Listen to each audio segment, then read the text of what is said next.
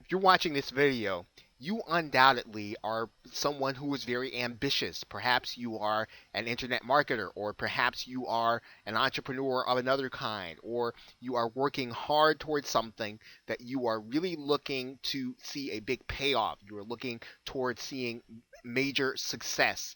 And so you've undoubtedly heard this word that we call the B word. It's called balance.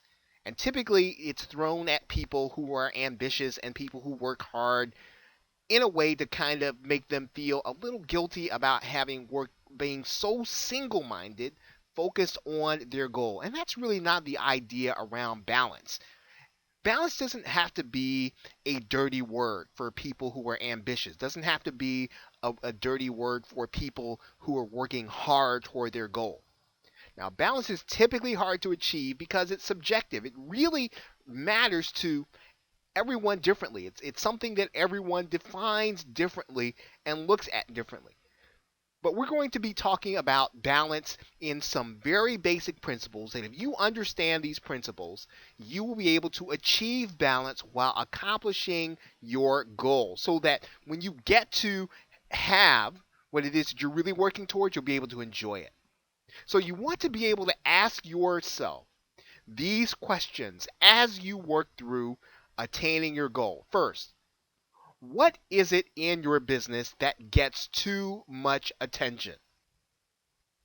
Are you spending your time all day working on low level tasks or things that are not going to be, they're not going to give you that impact? Remember, we talked about the Pareto principle. Are you working on on that 20% that's going to give you an 80% return? Or are you working on things that are really low level? Things that if you worked at them all day would not get you any closer, would not make you any more money if you were an entrepreneur, would not allow you to get more promotion if you are an internet marketer, will not allow you to bring your company any more money if you are working for someone. What are you doing in your life, in your business, that's getting too much attention? That you are doing it as if it is urgent, but it's not going to give you the return that will give you impact in your business. Now, another question you want to ask is, what in your business needs more attention? So you should be asking yourself this question all of the time because it's very important.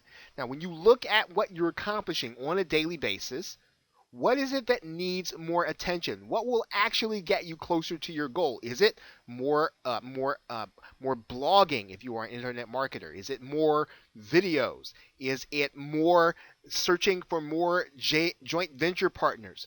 Whatever it is that needs more attention, you need to ask yourself. You need to do this assessment on a regular basis because these are the things that will matter the most. This is how you win the inner victory. You achieve balance. You look at your life, you look at what you're doing, you look at your business, and you determine what's first of all getting too much attention that shouldn't, and then what needs more attention that you need to change how you're going about what you're doing on a daily basis.